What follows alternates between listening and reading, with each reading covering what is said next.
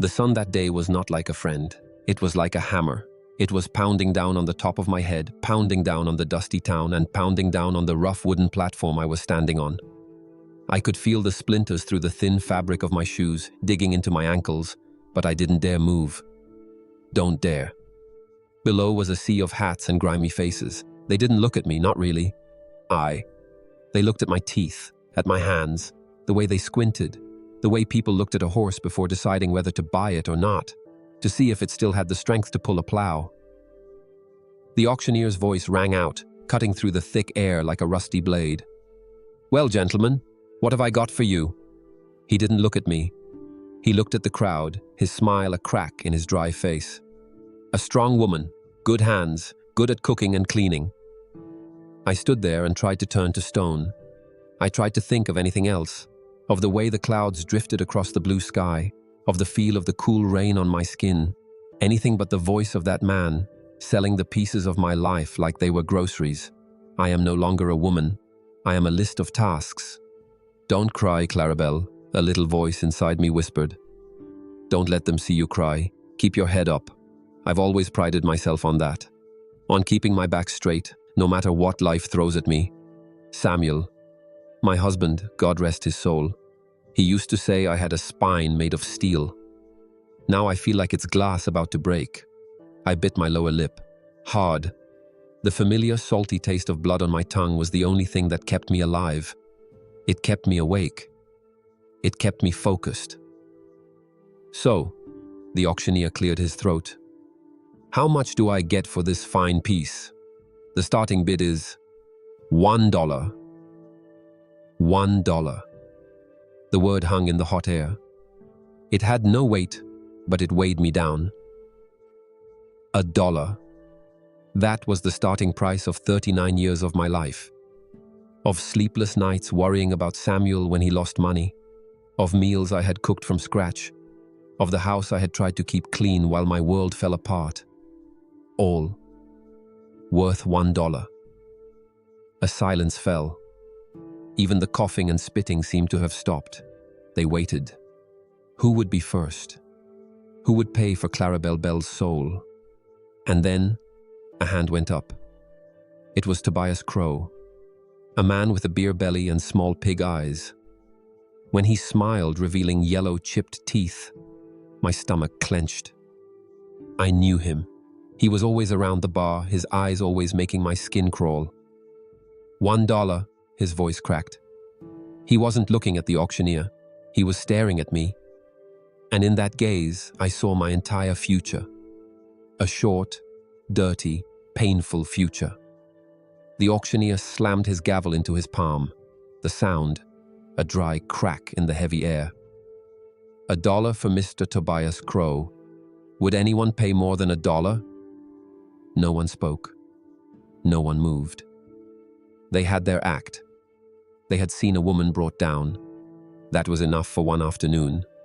$1 first, the auctioneer shouted. I closed my eyes. I didn't want to see Tobias Crow's triumphant smile. I didn't want to see the indifferent faces of the crowd. I just wanted it to be over.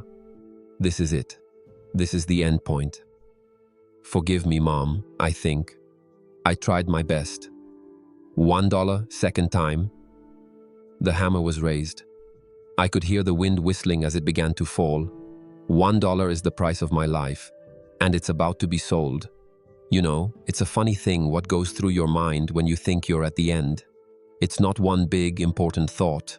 It's 100 little ones, all screaming at once. I thought about my husband, Samuel. I tried to conjure up some anger, some righteous fury at the man who'd put me in this mess. All those nights he'd come home smelling of cheap whiskey and desperation, his pockets empty and his eyes full of apologies he didn't mean. He wasn't a bad man, not really. He was just weak. He was a man made of promises that crumbled to dust the moment you tried to hold them. He'd promised me a little house with a white picket fence. Instead, he left me with a mountain of debt and a plot in the churchyard. And I thought of Ezekiel Marsh, the town banker, the man who'd arranged this whole affair. I could still see his sweaty face, his twitchy little eyes that never quite met mine. "It's just a formality, Mrs. Bell," he'd whispered to me in his stuffy office just 2 days ago. The air smelled of old paper and deceit. "A business arrangement. We put you up for auction, one of my associates makes a modest bid, and the debt your husband owed is settled with his investors. Clean and simple. No one gets hurt." I was a fool to believe him. But have you ever been so desperate you'd cling to any piece of driftwood in a storm? Even if you knew deep down that it was rotten? That was me. I was clinging to the lie because the truth was too heavy to carry. The truth was that Samuel hadn't just owed money to the bank. He'd gotten himself tangled up with men from the territorial capital, men who didn't write polite letters when a payment was late. Marsh had made it sound like my only choice. This auction, this public humiliation, was the price of my safety. My mind drifted further back to a place I hadn't let myself go in years. A dusty afternoon behind the old Methodist church. I was 17 and my whole life felt like it was just about to begin. He was there. A boy with hair the color of corn silk and eyes that held every promise in the world. He smelled of hay and sunshine. He took my hand, his own rough from farm work, and he made me a promise. "I'll never let anyone hurt you, Clara," he'd said. "I swear it." A promise. Just another promise that turned to dust. He'd left town a week later, chasing some dream of fortune, and he never looked back. The auctioneer's voice pulled me back to the heat and the dust and the shame. Going twice, and that's when it happened. Just as the sound of the gavel was about to crack the sky in two, another voice cut through the air. It wasn't loud, but it had a weight to it that made every other sound in the square just stop. $500. Silence. A deep, profound silence. The kind that feels like the world is holding its breath. Even the flies seemed to stop buzzing. $500? That was more money than most men in this town saw in a year. That was a fortune. I thought I was imagining it, that the sun had finally cooked my brain. My eyes flew open, scanning the crowd, searching for the source of that voice. And then I saw him. He was sitting on a black horse that looked like it was carved from midnight. He wasn't one of them. His coat was tailored, his boots were polished, and even from here, I could see the glint of a gold watch chain against his vest. He carried himself with a stillness, an authority, that didn't belong in this dusty, forgotten town. My heart didn't just beat, it slammed against my ribs like a trapped bird. It couldn't be, but it was. The face was older, harder. There were lines around his eyes that hadn't been there before. But it was him, the boy who'd promised to never let anyone hurt me. Silas Ward. He was looking right at me, and in his eyes I didn't see pity.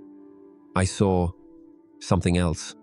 Something that looked like a fire being rekindled after 23 years of cold ash.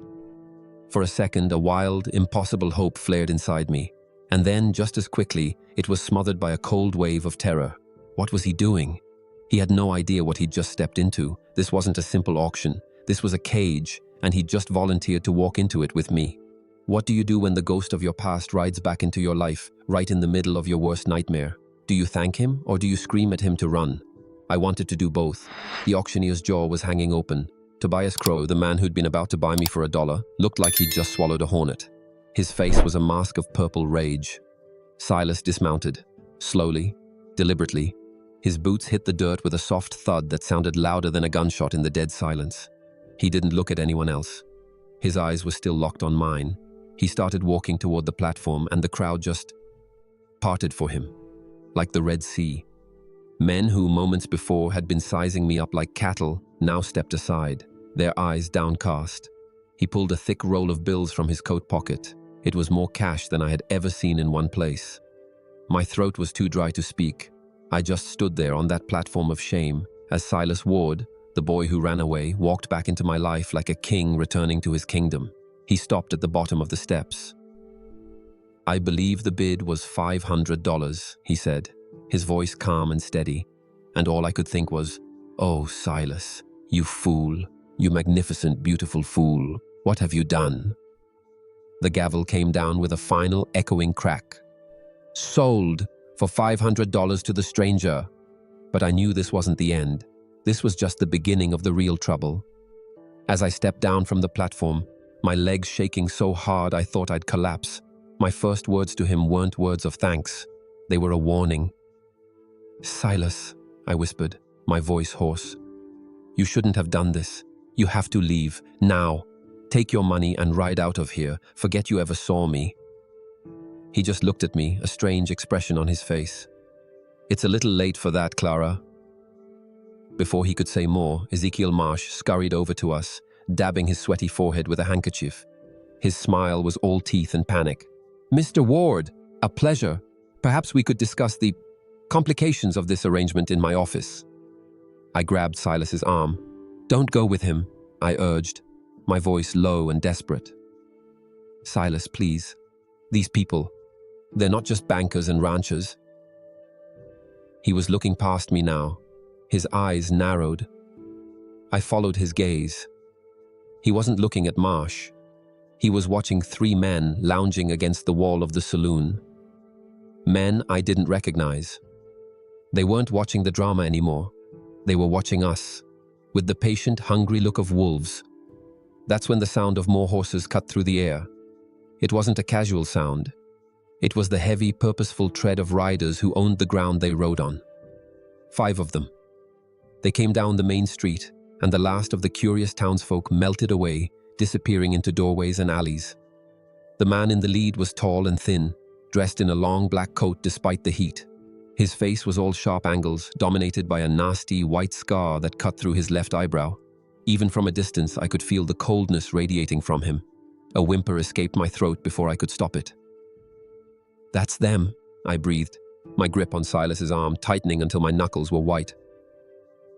"That's Nathaniel Cross." Marsh straightened his vest, the oily smile plastered back on his face. "Mr. Cross, right on time. I was just explaining the situation to our benefactor here." Cross swung down from his horse with a fluid grace that was terrifying. His eyes, they were like chips of ice. They swept over the scene, taking in Silas's fine clothes, my torn dress, Marsh's terrified smile. Then they settled on Silas. "Ezekiel tells me someone's been playing the hero," Cross said. His voice was quiet, almost gentle, which somehow made it more menacing. $500 is a nice gesture, but it's not even close to what's owed." Silas didn't back down. "How much to settle it completely?" he asked, his voice blunt. Cross smiled, and it was the ugliest thing I had ever seen. "That's the thing. Mr. Bell, he didn't just owe money." He took a step closer, his eyes flicking to me. "He owed services. And when a man can't pay his debts, his family has to." The air left my lungs. "Services? What services?" $2,000, Cross continued, as if discussing the price of corn. "Plus, she works off her husband's service debt. 3 years, in one of my establishments in the capital." Have you ever had that feeling? The one where the floor just drops out from under your feet, and you realize the hole you're in is 100 times deeper, 100 times darker than you could have ever imagined. That was me, right then. This was never about a gambling debt. The auction, Marsh, the whole thing, it was a sham. A lie built on top of another lie. My husband hadn't just sold our future, he had sold me. And I was standing beside the one man I had loved since I was a girl, knowing I had just dragged him down into hell with me. For a moment, everything went quiet in my head. The fear was still there, a cold, hard knot in my stomach. But something else was rising up to meet it. I looked at Silas. He was watching Cross, his face unreadable, his body perfectly still. But I could see the muscles in his jaw working. He wasn't scared, or if he was hiding it behind a wall of pure, stubborn pride. He was standing here, ready to face down a man like Nathaniel Cross, for me. For a memory. And I looked at Cross. He wasn't just a debt collector. He was a vulture. A man who fed on the desperation of others. When he said establishments in the capital, his eyes had a gleam in them that made my skin crawl. He wasn't talking about a sewing shop. That's when it happened. The change. The fear for myself. The shame. The despair. It didn't disappear. It just shifted. It moved aside to make room for something bigger. A ferocious burning anger. And an even more ferocious, terrifying need to protect the man standing next to me. They had taken my home. They had taken my husband, one way or another. They had tried to take my dignity.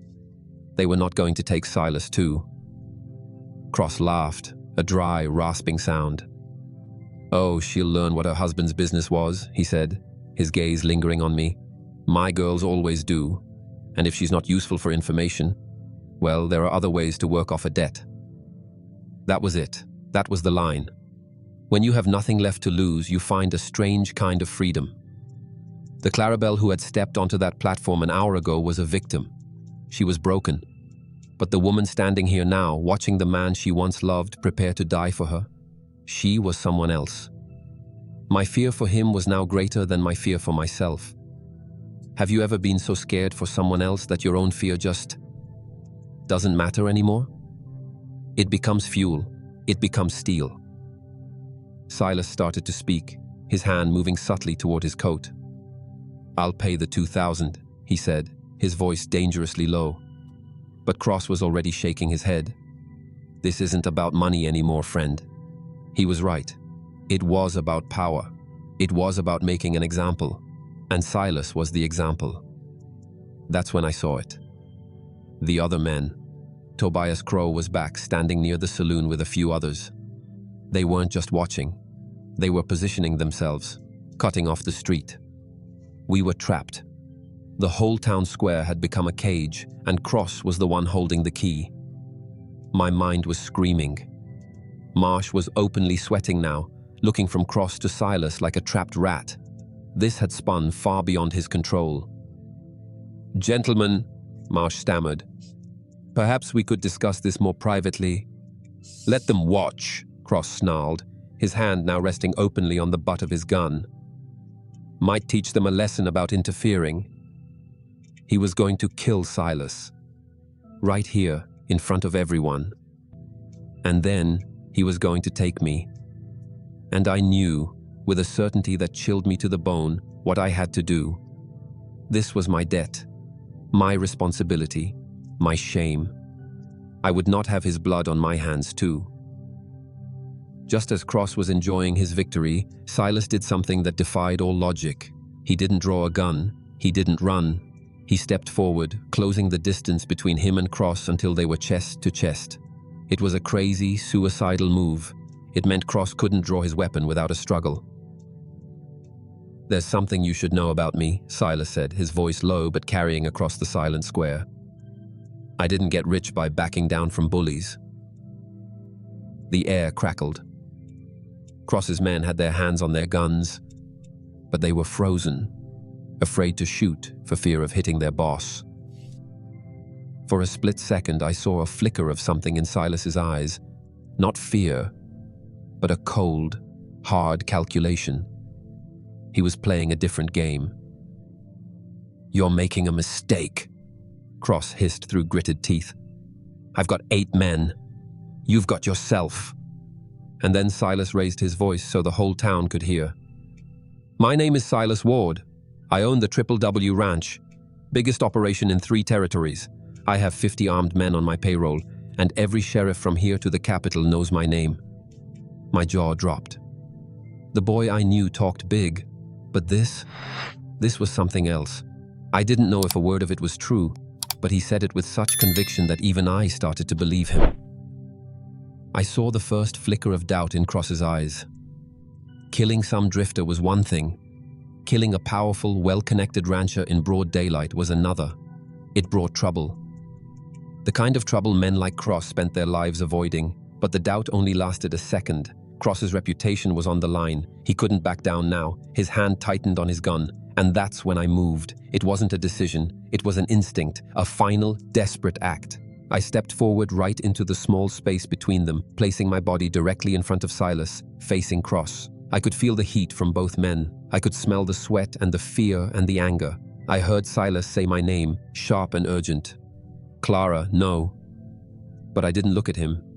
I looked straight into Nathaniel Cross's cold, dead eyes. Enough, I said.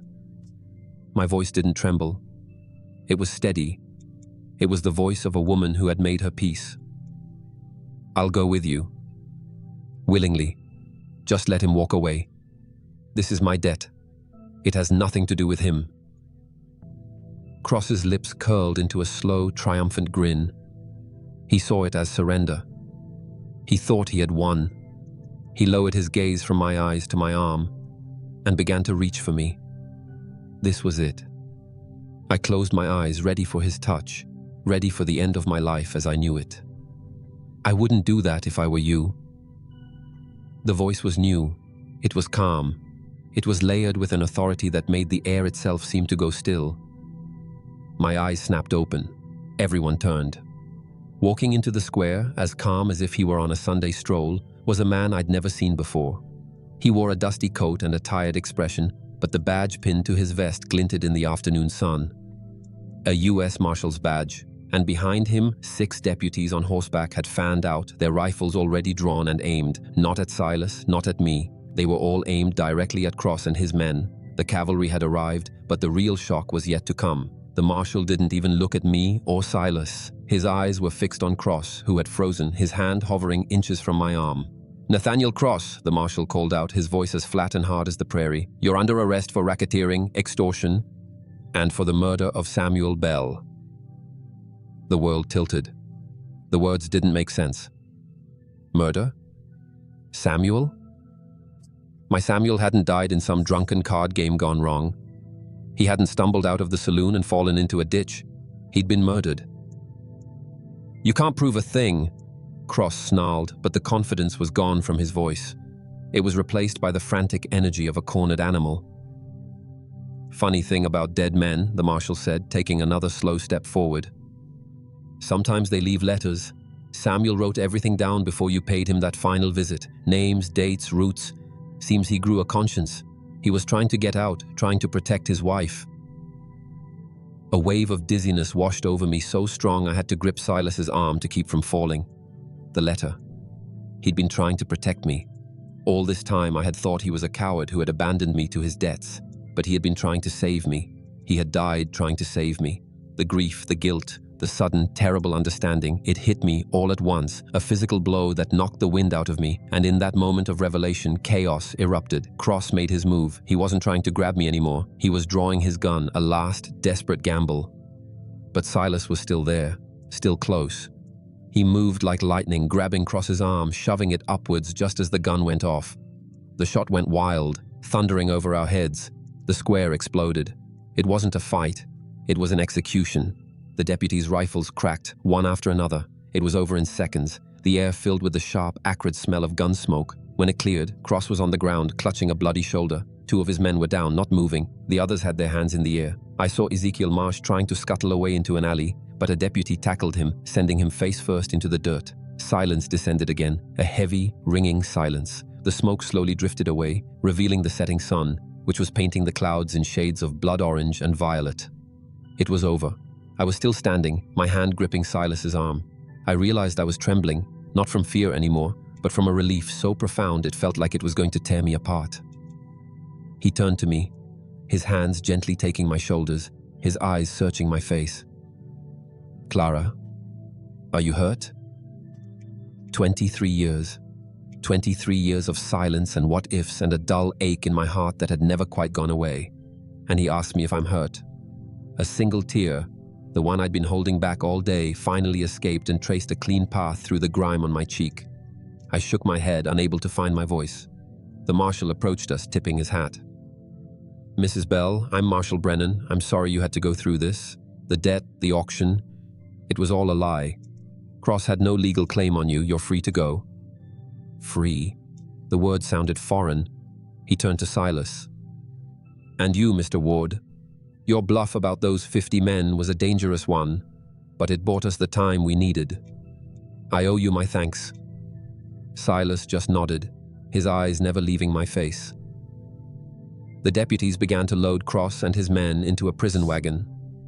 The townsfolk slowly crept out of their hiding places, whispering and pointing. But I didn't see them. I didn't hear them. I only saw Silas. The sun was sinking low, and the square was emptying out, leaving just the two of us standing in the long shadows. The past and the present, together at last. What happens now? I asked, my voice barely a whisper. He reached out and took my hand. My rough, calloused hand. The hand of a woman who had worked and worried and survived. It disappeared inside his strong, warm one. He looked at me, and for the first time I saw a trace of the boy I used to know in the eyes of this powerful man. A flicker of vulnerability, a hint of that old promise. Before we start, quick question. Do you believe a single moment, a single decision, can change a person's entire life? If you do me a favor and just tap that like button. It lets me know you understand the story we're about to get into. Now, he said softly, now we get a second chance. If you want it. And a smile. A real smile. The first in months, maybe years, spread across my face. It felt like a flower blooming in a desert. I thought of all the years I had waited, all the nights I had wondered, all the times I had told myself to forget him. And I knew the answer had always been the same. I never stopped wanting it, Silas. We walked away from the square together, leaving the auction block and the liars and the ghosts behind us. The sky ahead was on fire with the setting sun. It wasn't an ending. It felt, for the first time in a very long time, like a beginning. That story, it stays with you, doesn't it? It gets under your skin. You can almost feel that dusty afternoon sun on your own face, hear the silence of the crowd, feel that knot of fear and hope in your own stomach. It's more than just a tale about the Old West, because the truth is, we all have our own town squares, we all have our own auction blocks. Let's talk about that for a minute. Let's talk about what a story like this really means for us, right here, right now. The first thing that hits you is the power of regret. For 23 years, Silas Ward lived with a ghost. The ghost of the girl he left behind, the promise he broke. He built an empire, earned respect, had everything a man was supposed to want, but none of it could fill the hole that his choice had left in his own soul. And isn't that a feeling we all know? Maybe you didn't leave the love of your life behind in a dusty town.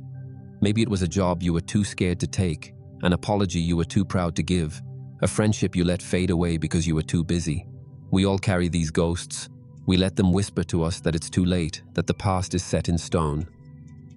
But here is the first, and maybe the most powerful lesson from Silas Ward. You cannot change the past, but you can change the next 5 minutes. He couldn't go back and undo 23 years of silence. But when he saw Clara on that platform, he could change everything that happened from that moment forward. His power wasn't in his memory, it was in his decision. That's a lesson for all of us. Stop looking in the rearview mirror of your life with regret. Look at the road in front of you, right now, and decide which way you're going to turn. Your redemption is not in yesterday, it's in the choice you make today. Then you have Clara. My God, Clara. Standing there, being sold for $1, yet holding her head high. That's a picture of strength that burns itself into your mind. Life had put her on the ultimate auction block. It had taken her husband, her home, her security. It was trying to take her very dignity. How many times have we felt like that? Maybe not so literally, but life has a way of trying to put a price tag on us. You lose a job and you feel worthless. A relationship ends and you feel unlovable. You face a setback and you feel like a failure. The world tries to tell you what you're worth. Clara's lesson is this: your circumstances do not define your value. Her worth was not $1. Her worth was infinite, and it was forged in the steel of her own spine. She shows us that true strength isn't about avoiding the fall. It's about how you carry yourself when you're at your lowest point. It's about finding that core of dignity inside you that no one can buy, no one can sell, and no one can take away. She was a victim of her situation, but she refused to be a victim in her soul. And that brings us to the most surprising twist, the lesson that might be the hardest to swallow. the story of Samuel Bell. For the entire story, we, along with Clara, believed he was a weak, gambling fool who had ruined her life. We judged him, we condemned him, and we were wrong. The truth was so much more tragic and so much more heroic.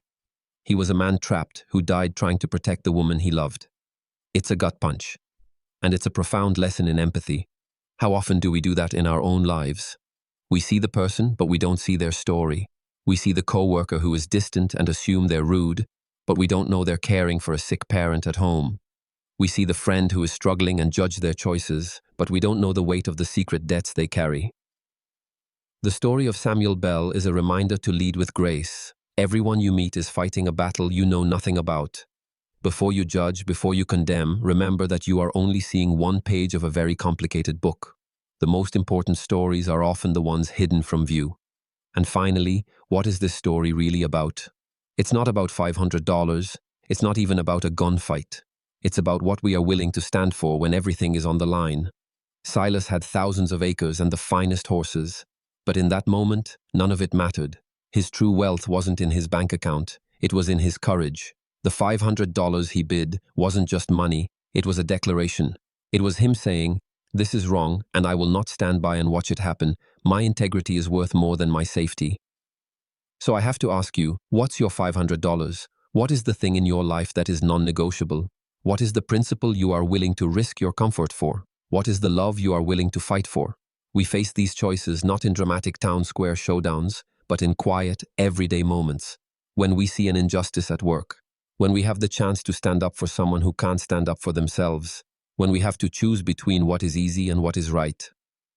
In the end, this story shows us that the Wild West isn't just a place in history. It's a metaphor for the untamed frontiers in our own lives. We are all given a second chance. We are all one decision away from being Silas Ward, riding back into town to face our past. And we all have the strength of Clarabelle Bell inside us, waiting to be discovered.